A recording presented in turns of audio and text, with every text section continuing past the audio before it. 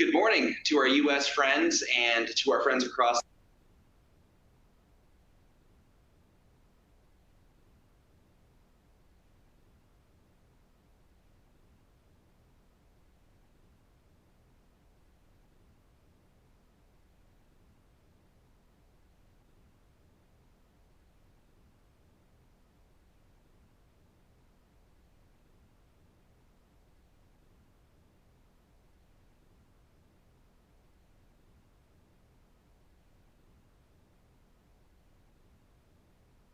today, but if a fuller answer is needed or if we run out of time, we will answer your questions by email. PDF of the presentation is available in the program materials folder, and this program has been approved for legal education and HR hours. For live attendees, report your hours by clicking on the CEU icon at the bottom of the screen. A certificate of attendance, including course numbers, will be emailed to you tomorrow, along with a recording of the webcast for watching and sharing. Toward the end of the program, please be sure to complete our short survey. We use your feedback to plan future programs that are applicable to your business needs. That's all for the housekeeping items. Let's get started with the program. Today's webinar is called Retaining Your Talent in a Changing World, How International Employers Can Stay Ahead of the Curve. And this is the latest in a series of joint events between Husch Blackwell and Pinsent Masons to inform international employers about recent developments and trends pertaining to employees in the US and in Europe.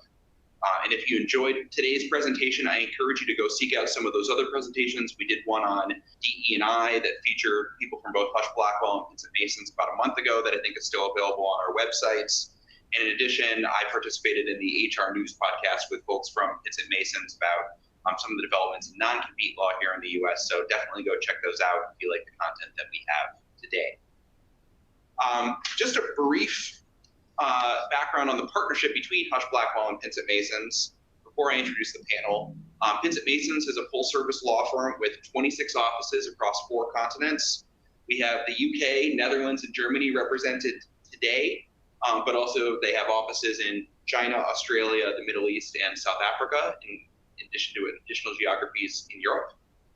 Husch Blackwell, we have 20 offices across the US, spanning from coast to coast, in addition to our virtual office, The Link, which gives us coverage across the entire, nearly the entire nation, almost all 50 states. And by maintaining the relationship between Husch Blackwell and Pinsent Masons, we are able to provide effective, integrated service with respect to cross-border legal matters, ultimately allowing our clients seamless global coverage from a legal perspective. So, without any further ado, I want to introduce the panel that we have today. First up, from the United Kingdom, we have Chris Evans, who's a senior associate with Pinsent Masons in London. Next on the list, we have Stephanie Decker, who's legal director with Pinsent Masons in the Amsterdam office in the Netherlands. And we have Manny Schmidt, who's the global head of Employment Reward at Pinsent Masons in Munich, in Germany. And then finally, to my right, we have Jeff Trotier, who's a partner here in our labor and employment group in Milwaukee. So we have a great panel today. I'm really excited to just get right into the topic. So I'm going to start first with you, Chris. When we first started talking about doing sort of a joint presentation and talking about some of the issues that we've been working with a lot, one of the things that you would mention that you deal with a lot in your practice, especially with dealing with cross-border issues with employees, is global mobility schemes.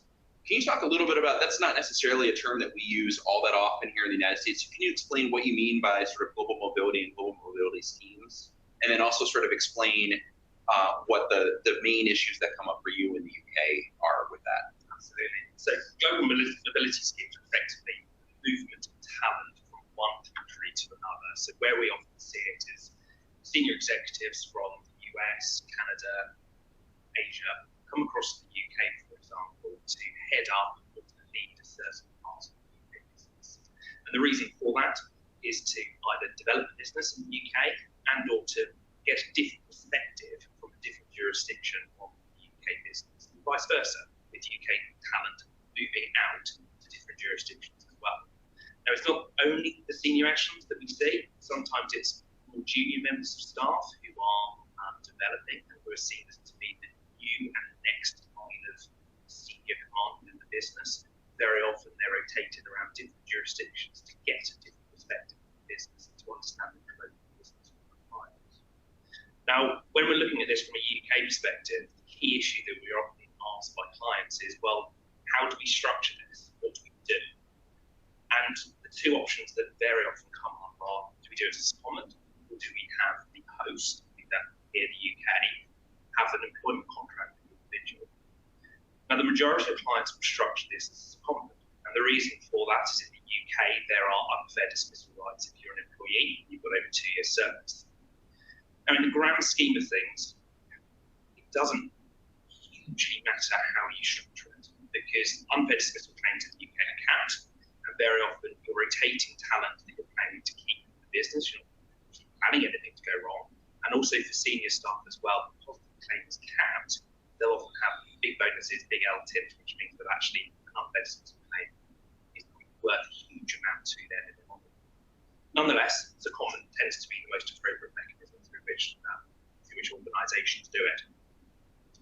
Now, the common issues that we tend to see with the secondment arrangement tends to be who manages them. Obviously, the host organisation wants to retain some element of control over day-to-day work, and the way that's normally done through a secondment arrangement is that the day-to-day work is managed by the host, but the home organisation will nonetheless manage disciplinaries, grievances, sickness, performance, etc., etc. So there's a split effectively between the management side. And it's the same with legal exposure. Very often what we do is have international companies do various different secondments across the globe, intra-group, and what we tend to see is indemnities between the two different group companies, so that they know that if something goes wrong, who foots the bill, where the cost centre comes from. Now, one of the key issues from my perspective, so my focus is financial services, and financial services sector does matter when you're talking about international mobility. And I've seen this a lot with banks and insurers who've sent across senior members of staff from one entity to another, one group company to another. In the UK, financial services is heavily regulated. And if you've got a senior individual moving across, they're very likely to be either what's called a certified member of staff or senior manager. And as a result of that, they need to be fit and proper to do that role. And if they're not fit and proper to do that role, they can no longer do that role in the UK. But very often that can create some tensions because the individual may not be used to that concept within their home jurisdiction. Equally, if they're planning to do financial services work in the UK but related to a different jurisdiction, there are also questions then as to does that bring it within the remit of the UK regulators? And these are all really good questions that you ought to be thinking about before you start considering international secondments, particularly within the financial services sector. Now, the final point I'm going to make is return to centre.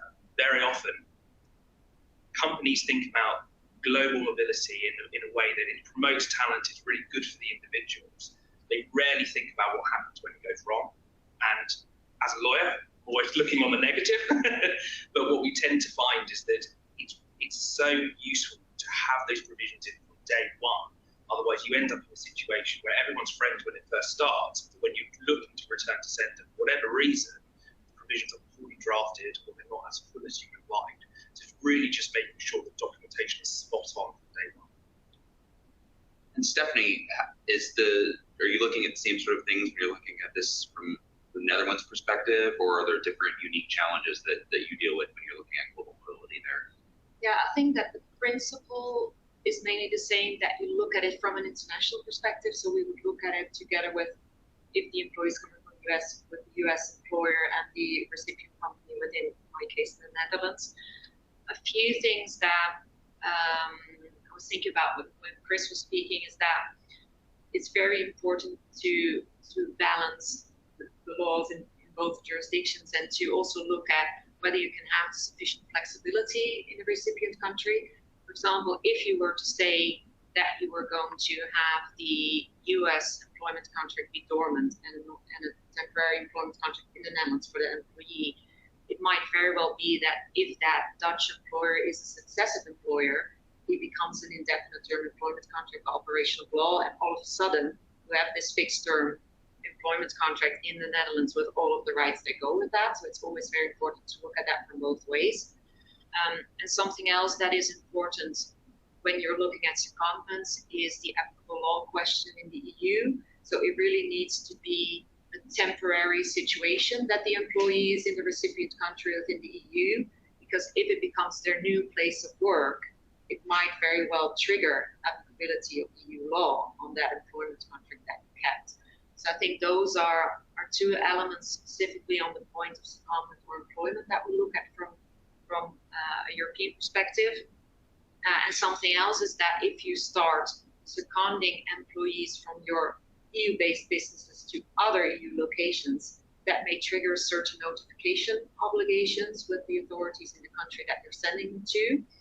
And also, there might be certain minimum terms of employment that you would need to apply from the recipient country, even though you're keeping them under the home country employment contract. So those are really elements that you need to map out before you start drafting the documentation. And Manny, how about in Germany? What are the types of different things that we look at in Germany with respect to global mobility?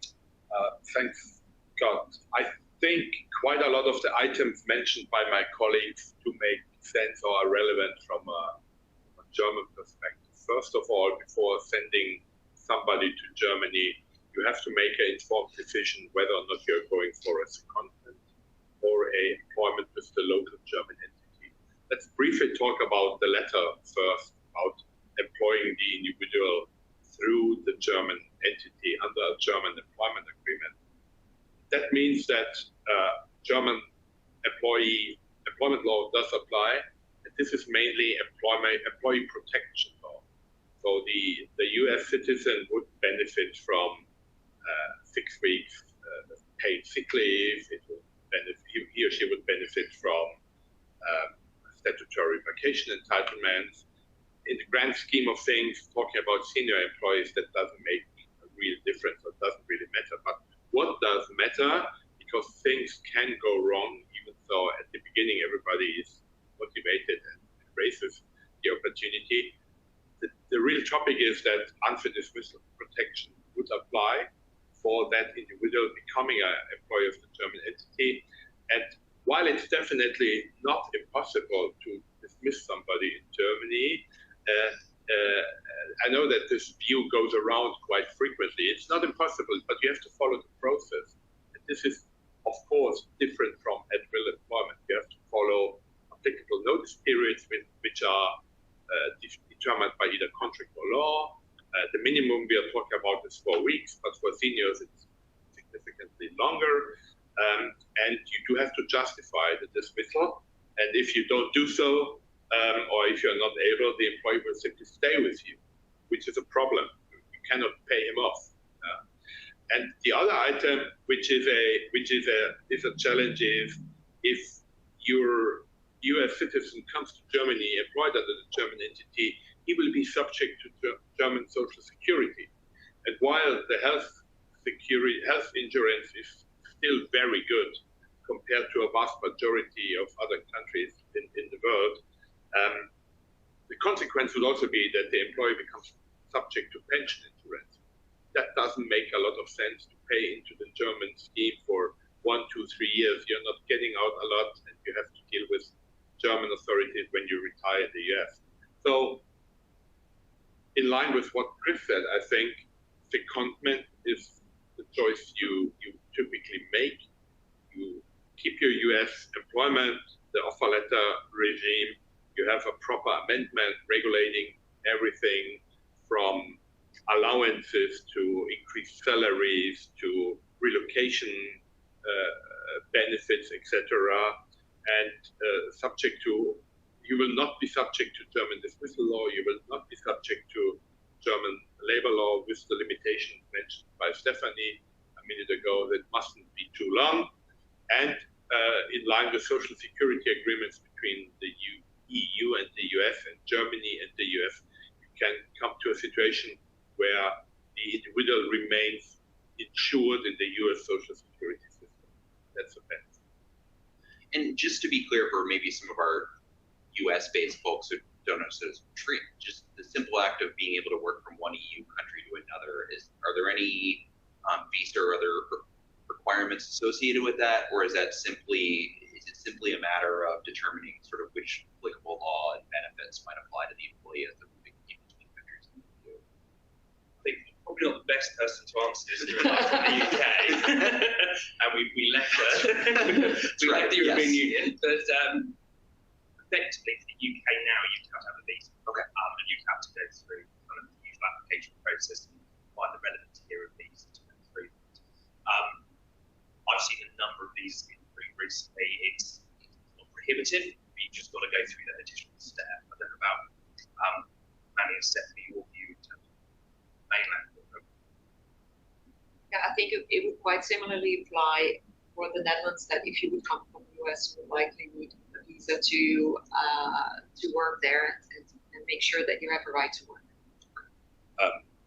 I think what I can say about Germany, and I'm pretty sure that this is pretty much similar to Europe.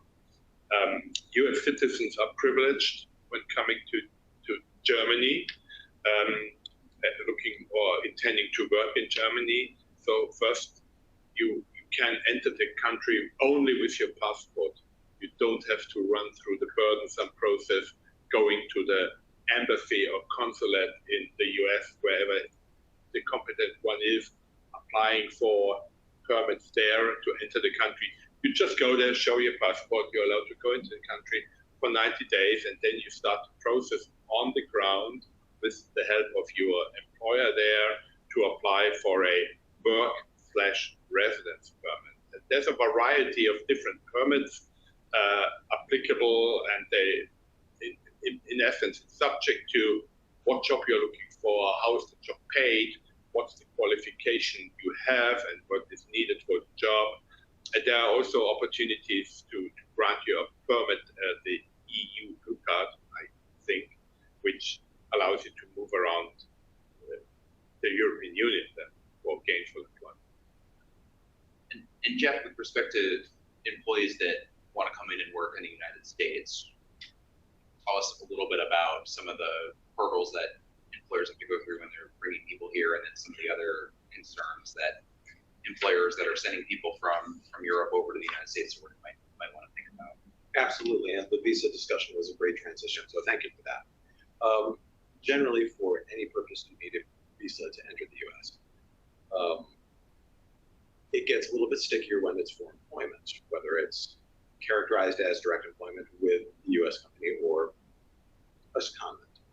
And fortunately, we do have the visa waiver program in the U.S., which is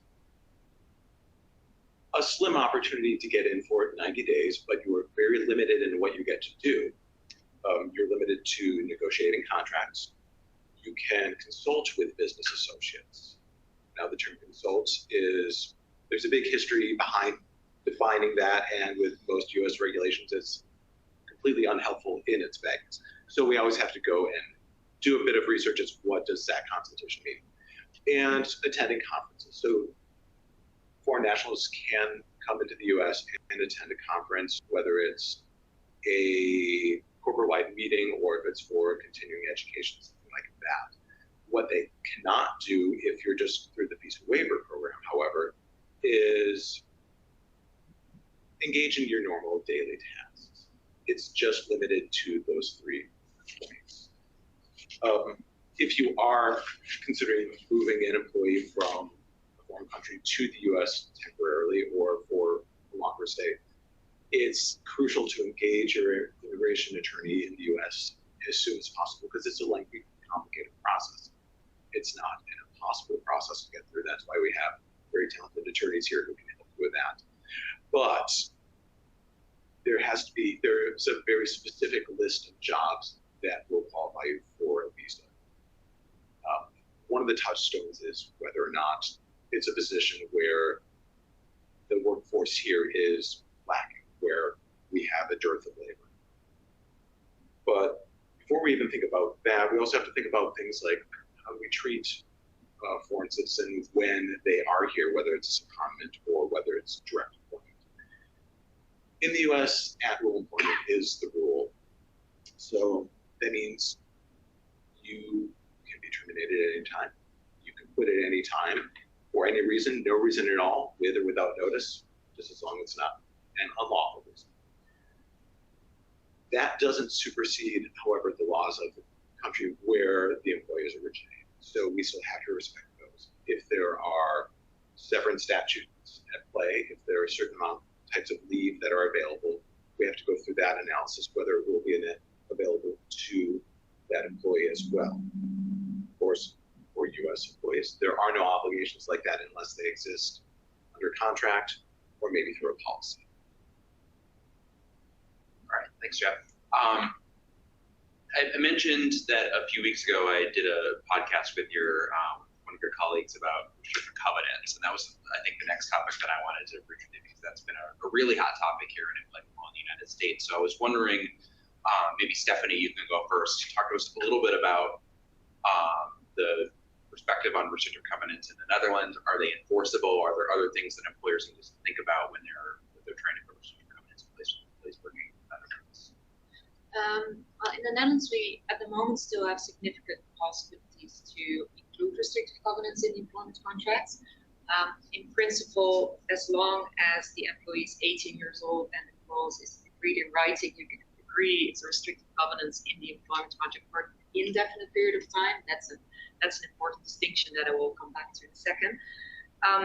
And once you have that valid clause in place, the onus is essentially on the employee that if he feels that he is unreasonably limited after the term of employment to work anywhere else, to start legal proceedings and ask the court to set aside that clause in full or in part.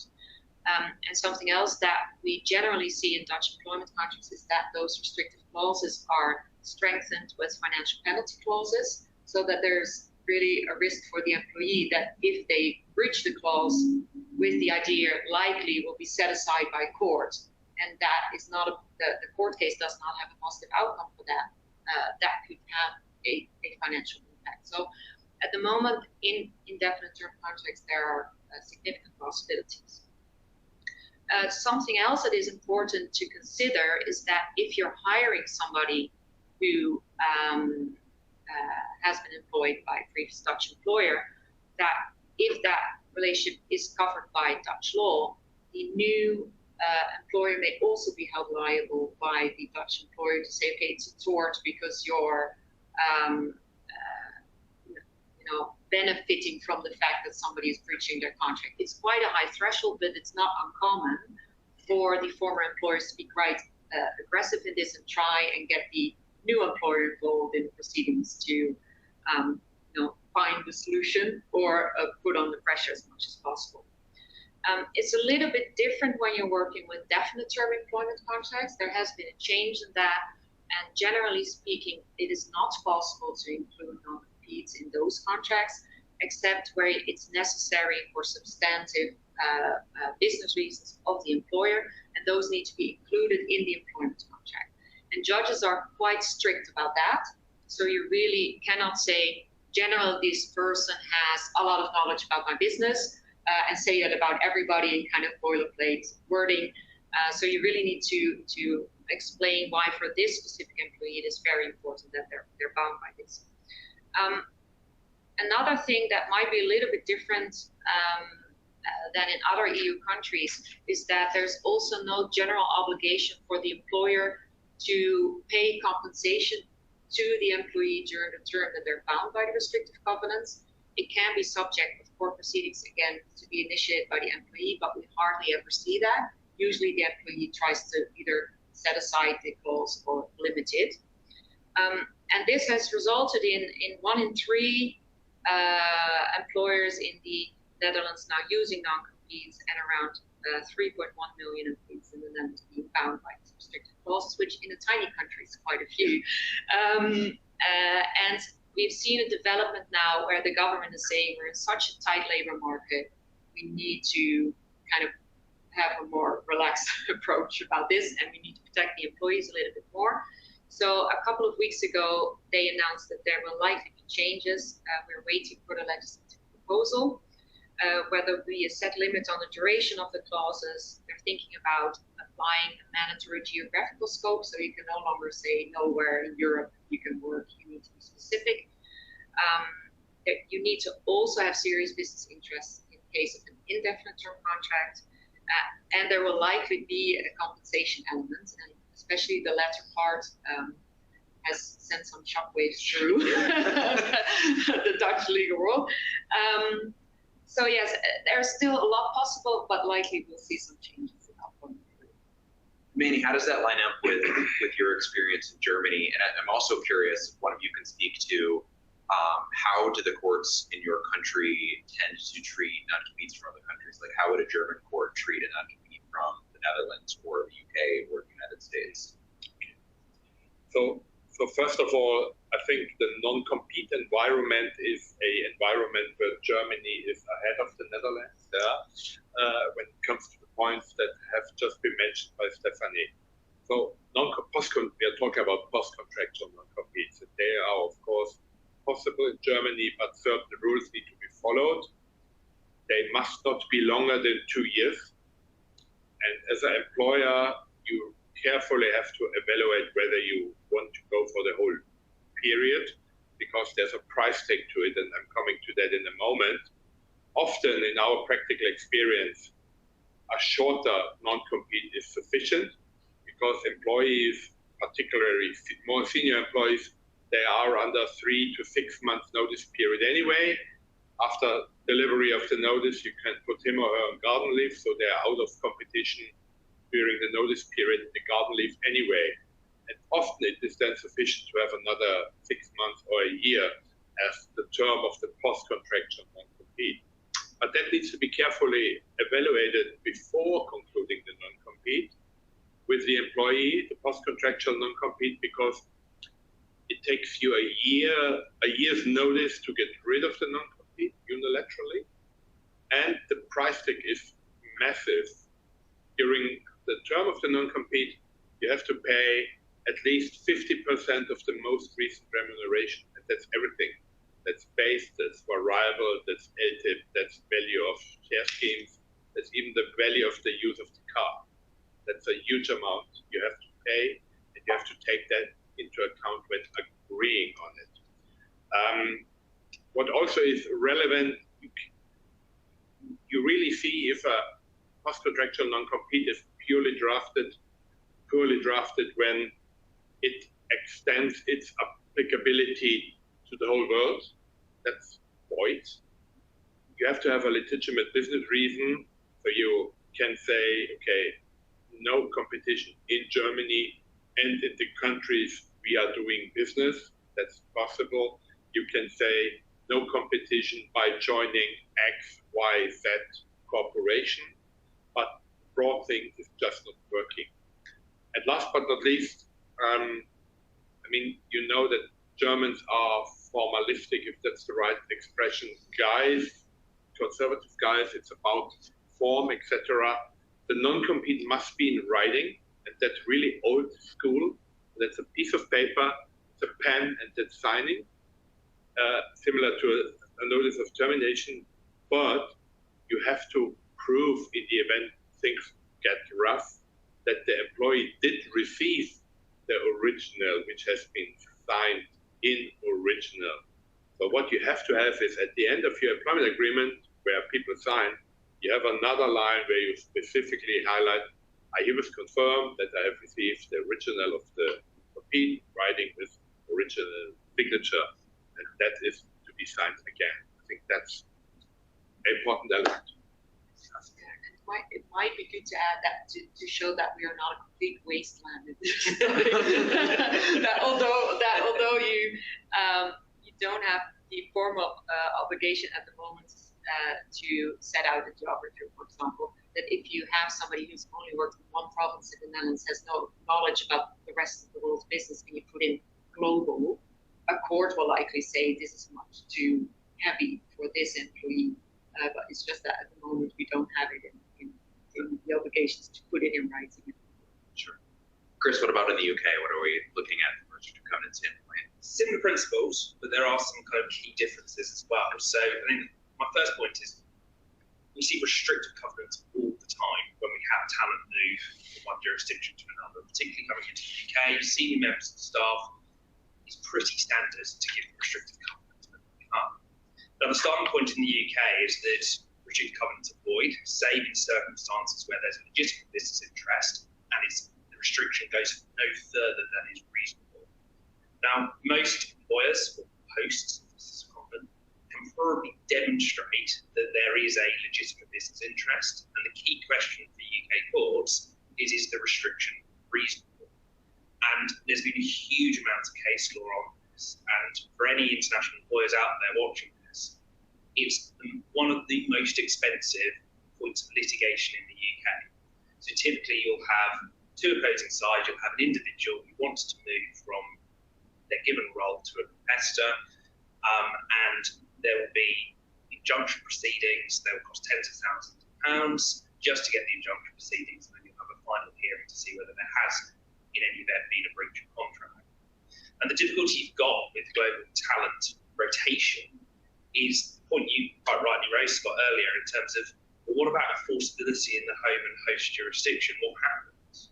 And I've seen occasions in the past where we've had very wide covenants being brought in, which are enforceable, for example, in the US, but they wouldn't be enforceable in the UK. So you're asking the UK court to uphold effectively an order from the US that wouldn't be enforceable in the UK, and creating huge amounts of issues as to whether you can legitimately enforce.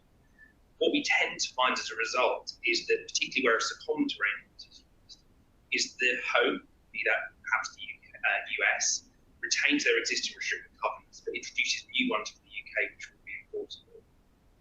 Now, the drafting quagmire, it says on the slide, it is an absolute nightmare in the UK to get it right.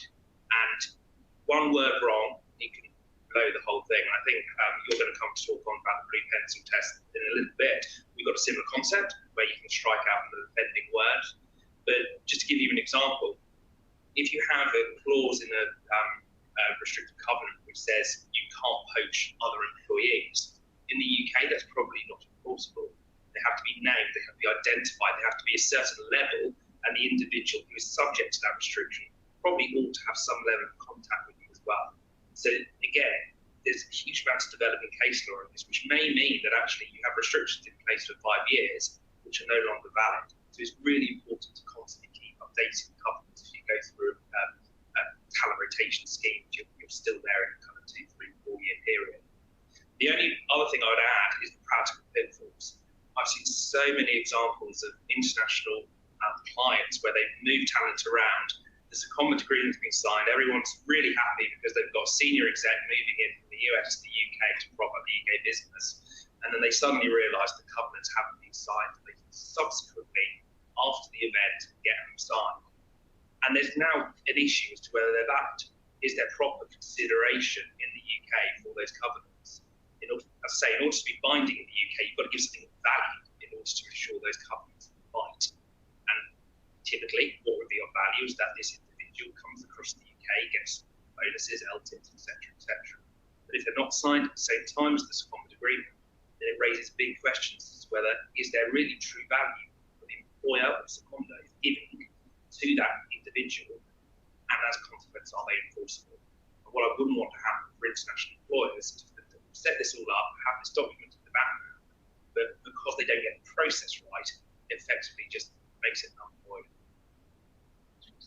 And Jeff, I mean, I think a lot of those same concepts apply when we're looking at restrictive covenants in the United States. I would say the one big difference in my mind is if we have someone that is looking to do restrictive covenants in the United States that's, on the phone with us from Europe or whatever, the first question that we typically ask is, what state are the employees in, right? Our restrictive covenants are looked at in a different way. Can you talk a little bit about that? Absolutely. And it was fascinating hearing the similarities, especially the drafting nightmare that is the non-compete, and how the one word can make the whole thing go out the window.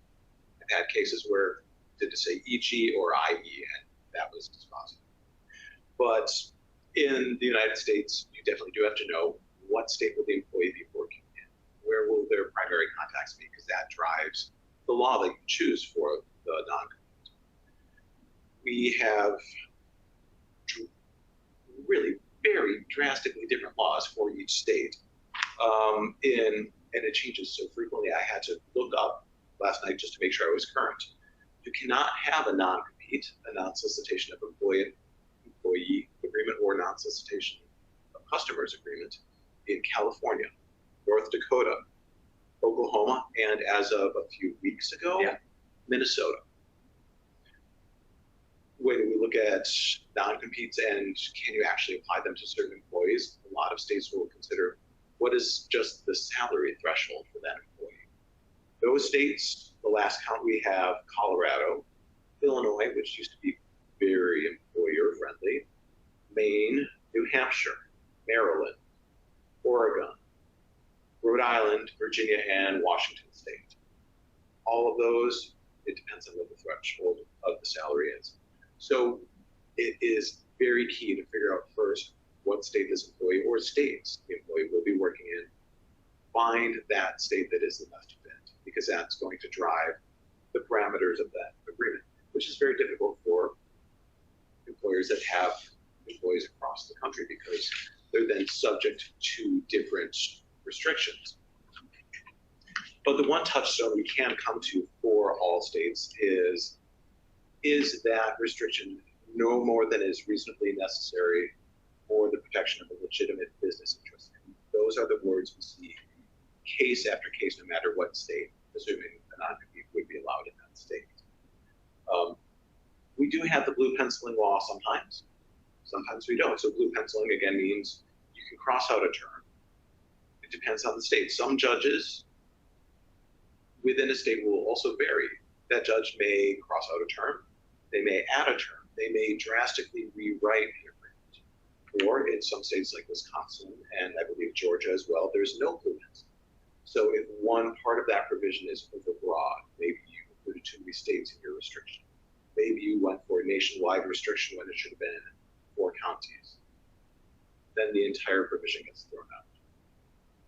Until a few years ago, it used to be the entire agreement was thrown out. So at least we have some semblance of severability in those no blue pencil states. This has historically been state-driven, like I've just ranted on for the last 10 minutes. I apologize. But now the federal government is also trying to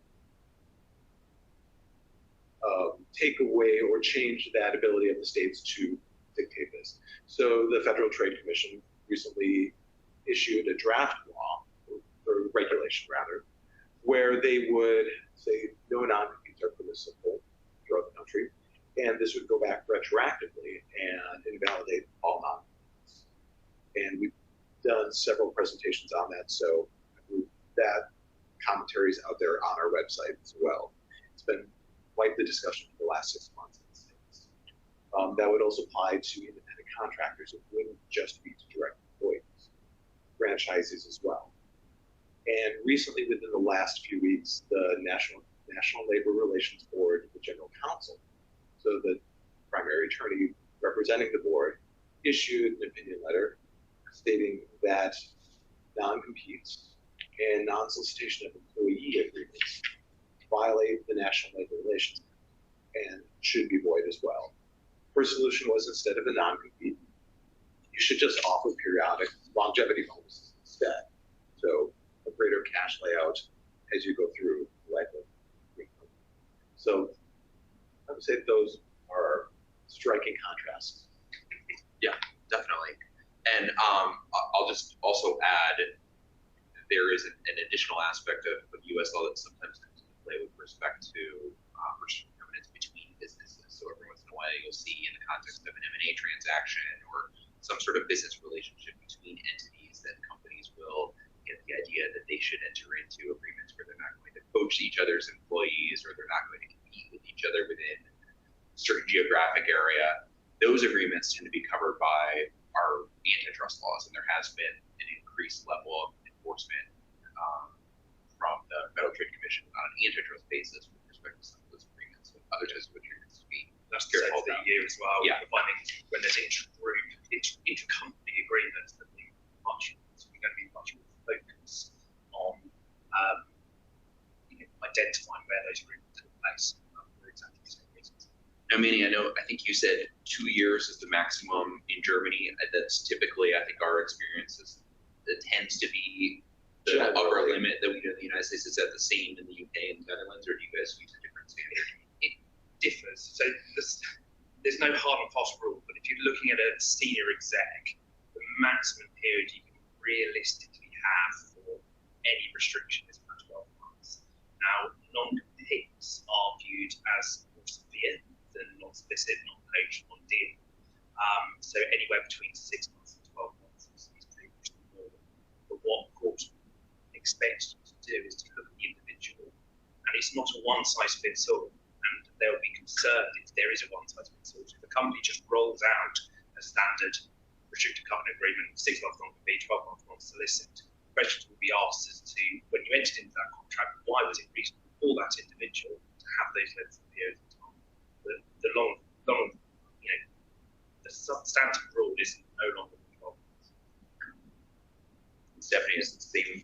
Yeah, I think we're in the same range, and then it's more senior employees who would go up to 2-year limit potentially, but generally speaking, 12 months would be good.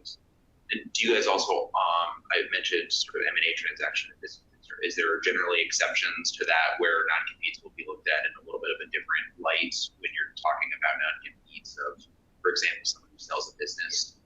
So founders, for example, in a business, you're allowed a longer period because obviously they've got a bigger interest in receiving significant consideration for the deal. The standard employee restrictions. I know one of the other major issues that we deal with when we're talking with our clients all the time, and for the last few years, has been really the struggle on the part of companies to attract and retain talent. We had this sort of great resignation and COVID and all of that, and we're continually dealing with clients that are really struggling to fill open positions and to retain their talent. And it looks like from your faces that you have clients that are dealing with that as well. What are some of the ways that you're seeing your clients in your jurisdictions look at as far as trying to retain their talent? What kind of incentives can they use? What kind of incentives can they not use? And what have they found to be most effective? Yeah, so in the UK, bonus schemes and LTIPs, so share plans, are very, very typical in order to incentivize the rotation of talent. So when you have a senior executive move from the US, Germany, wherever they may be based, to the UK, any agreement will typically have a bonus and LTIP which vest over the duration of their however long they're in the UK. The difficulty is with UK bonuses in particular, and this may not be the case in other jurisdictions, is that discretionary bonus does not necessarily mean discretionary. So any discretion that you exercise has to be exercised effectively reasonably and not arbitrarily. And if, for example, you have an agreement with an individual, we see this all the time in a letter saying, go across to the UK, we'll base your bonus on personal performance and how the company grows. We expect you to hit X number of million in turnover this year. And it all goes very well, and the business does very well, and the individual does very well. But there may be some other reason out there as to why it wouldn't be appropriate, for example, to give that executive a significant bonus or any bonus at all. Now, because the remit of the bonus is limited to personal performance and business performance, how a UK court is very likely to look at this is, well, you've narrowed the remit of what the bonus should be included. You're trying to include an extraneous factor. That's unreasonable. And as a result, we're going to effectively affect your ability to exercise your discretion in that way. So kind of the hard and fast rule is, yes, discretionary bonuses, LTIPs, etc., really useful tools.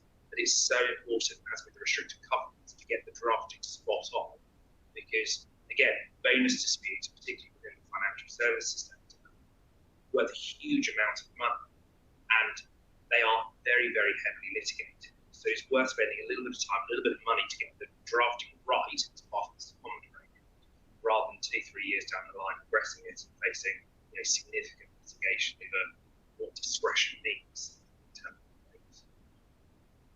Stephanie, what kind of incentive structures do you typically tend to see with your clients? Yeah, so we also see a lot on bonus schemes and LTIs, but another development that we're seeing is that especially the younger generations of talents are no longer only triggered by the financial component of the offer that they're getting, but they're also really looking at what are the flexible working arrangements.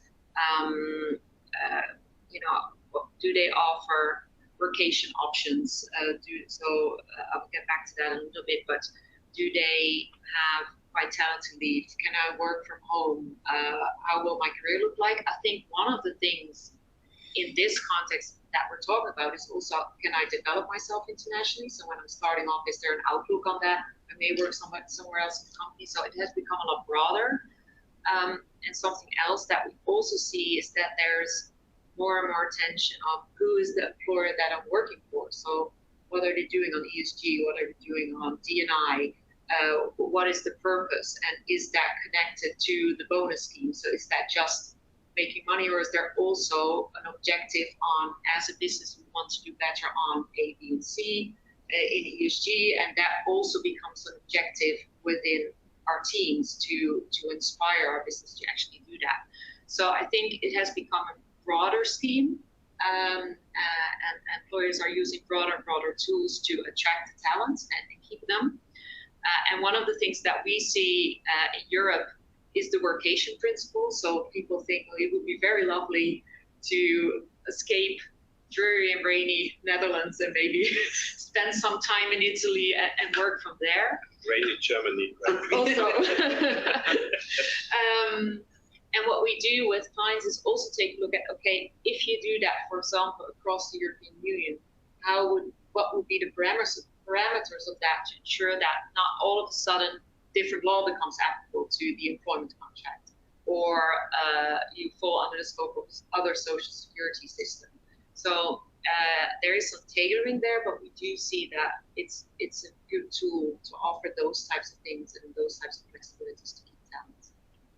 I think I would even prefer rainy Netherlands over Wisconsin in January. It actually doesn't sound like that bad of an option.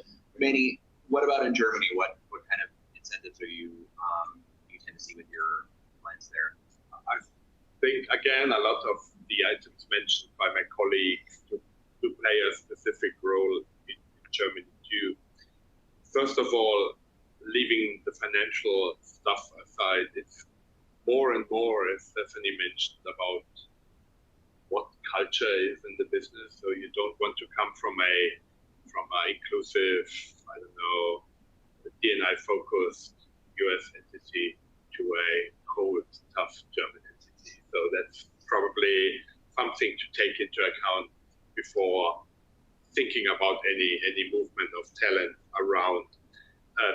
When it comes to the financial aspect, let me talk about bonus schemes first, and let me talk about the carrot and the stick paradoxon, as I call it.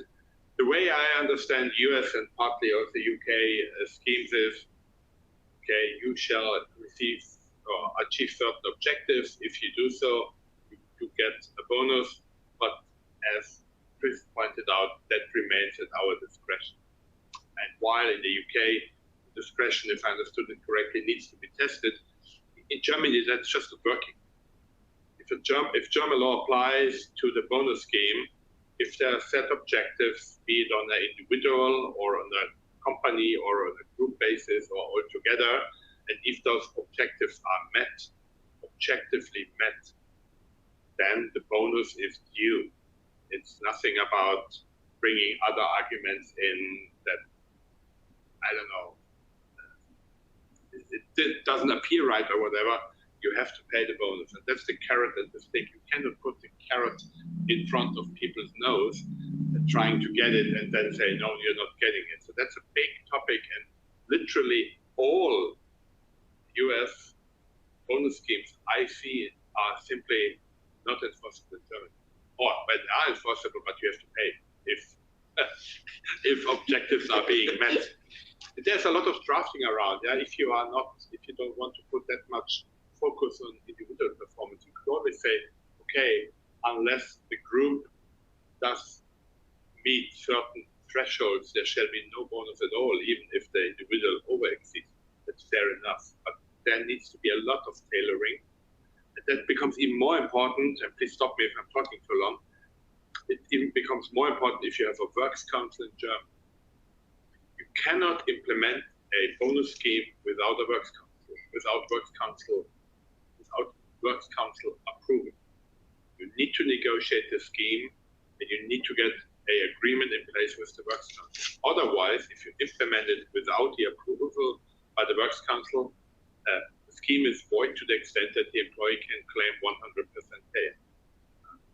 In addition to that, all those common themes which have been mentioned are relevant to attract and retain talent. It's the good old equity participation still relevant. It's LTIPs. It's also company pension scheme. Leaving aside that we have a robust social security system, people are very keen on getting a proper company pension on top. That helps a lot. And as Stephanie said, it's about flexible working arrangements and also the opportunity, for example, to save overtime and monies into a flexible time account, which they probably can use for some kind of sabbatical and so on and so forth. These are all elements which play a role here. And I feel a little bit like in the U.S. we get a bad rap because it is at-will employment, and like it or not, in most cases we're dealing with a situation where the employees just get what they get, and like we say to our 4-year-old, you get what you get, you don't get upset, right? That's but I mean I think the flip side of that to me is, at least in the U.S. we do have a great deal of flexibility with respect to incentives, right? Because there's nothing that's necessarily built in, employers do have the flexibility to come up with different kinds of incentive schemes. So what kind of stuff have you been seeing, Jeff, with your clients? Absolutely, and that baseline expectation is important to remind ourselves of. In the U.S., you are entitled to nothing. There's nothing available statutorily. Maybe you have a contract, maybe you are a member of a union subject to a collective bargaining agreement, and there'll be terms and conditions available through that, but otherwise, nope, it's nothing. There's no paid leave. Maybe in some states there is available small amounts of paid, like paid sick leave or paid family leave available. There's no mandatory severance. There's no extensive PTO available. So we have a lot of things we can offer to retain and to attract talent. And what we're finding is this is frankly very millennial driven right now, because that's who the new talent is, and that's who is moving from employer to employer and who you want to retain or attract. And so we're really basing these benefits and these incentives off their values. One of the big ones is, of course, paid time and paid parental leave. Paid maternity leave and now paid paternity leave are the trends, and the bigger employers are really focusing on rolling out generous plans there. Just in the legal community, we've seen these be huge attractors of talent. Family and medical leave is, of course, available to employers of certain sizes, generally 50 or more employees, on an unpaid basis. Employers are now offering paid family leave, paid medical leave as well as a way to attract talents. Bonuses, we have this whole discretionary, non-discretionary push and pull as well. Non-discretionary plays so much better because millennials, when they are evaluating their compensation, they want clear rules. They want to know, again, what am I going to get? You get what you get. They want to know what that will be, which I understand. So there is less squishy kind of, you will be rewarded, you will be eligible for a bonus. They want a clear plan. So when we provide a clear plan, that goes a long way to retaining. Equity, making that available as well, of course, is always a great way to attract. We have to structure that very carefully because there are long-term tax consequences. When do you earn that equity? And that actually applies to non-discretionary bonuses as well. When is it earned as opposed to when is it paid out? And then finally, flexible work. We've learned during the pandemic lockdown, of course, that is so much more possible than we really believed. And it's very effective, especially with employees who have already been onboarded, already been trained, already have those working relationships in place. And making that available has been a great way to attract and retain talent. When talent is thinking of leaving, have a conversation about, well, what can we do to make your work-life balance better? And Stephanie, you brought up very astutely, ESG is a great attractor of talent, especially for millennials, as is having a very robust DEIA program. And with respect to flexible working arrangements, when we were talking about restrictive covenants, we talked about state laws being sort of the main thing in the United States we think about. That does play in a little bit. We saw some of the pitfalls of that during the pandemic too, with flexible working arrangements, where because the laws vary in the United States between state to state, sometimes you had employees that were moving from one state to California, for example, where all of a sudden they're subject to a whole different set of rules. So what are some of the things that you think about or advising employees when they're trying to roll out flexible work in the U.S.? And that was a fun moment in time trying to work through that. Looking at specifically with non-compete issues and which law applies, it still will come down to where does that employee have the most contact? What office are they reporting to? Who are they getting their direction from? Where are their external contacts? So we can still kind of pin it on that and tell them, well, you can move where you move, but we're still going to hold you to this. Was that litigated? Not that I know of, but that was at least the philosophy we went in with. When looking at remote work, we also think about very clear rules. When will you be available? How will you be available? How much interaction is still expected? What kind of touch points will still exist between the employee and their direct reports and their supervisor? To make sure you have put in writing that expectation that you still will be available and communication will still be as free flowing. Maybe you need to be clear with your benchmarks. Maybe you need to say you can be remote, but only a certain percent. And then reevaluate periodically, how is this affecting communication, and having really clear 360 conversations about that. And is that the concern also within moving within different parts of your jurisdiction where you run into that issue as well? Yeah, it's the big issue that we have in the UK is what's permanent establishment. So if you have an individual who is senior exec, they've got a holiday home in Italy, but you don't have a base in Italy, and they make decisions out in Italy, sign contracts or what have you, then it creates what's called permanent establishment risk. And Italian tax law may apply to some of the kind of revenue which is generated by that company. It's hugely complex, and as a result, many organisations have taken the view, particularly in the UK, you cannot work from anywhere else other than the UK whilst you're based there. That's become a little bit more flexible now, that people have become used to this kind of workation type approach, and a bit of a risk analysis being applied. But it's a real issue. You know, the tax issue is bigger than the employment issue. What about you, Manny? I know you're in Bavaria. If you move from Bavaria to Saxony or whatever, if I get my German states correctly, is that an issue? Not at all. Okay. Germany is different from the US. The same law applies everywhere, other than local or federal state administrative law, for example. We have different rules there. But we have one German labor law all over the place. However, being very brief, I agree with the comments made by Chris. So if a German guy or lady would go to France to hang around there for quite some time and to work there, you would also have this issue of permanent establishment. You don't want to be forced as a company to file a tax return in France just because somebody had a good time there. I agree with Chris. It's highly complex. The companies I know try to do a bit of a middle ground, so allow something around 60 days with a clear guideline, don't sign any agreement and that kind of stuff, then the risk exposure can be limited. Big problem which came up during the pandemic, nobody knew where their employees were, and all of a sudden you realized, okay, I have a guy sitting in, I don't know, Austria since 2 years. That's the problem then. Well, I think we are almost out of time, so thank you guys so much for coming. You've come a long way, and we really appreciate you being here. Maybe we can do this again sometime on your turf. Absolutely. But we appreciate this has been a great conversation. Any questions? We mentioned submit those questions. We'll try to answer those by email. As a reminder, this program has been approved for legal education. To report your hours, you can click on the CEU icon at the bottom of your screen.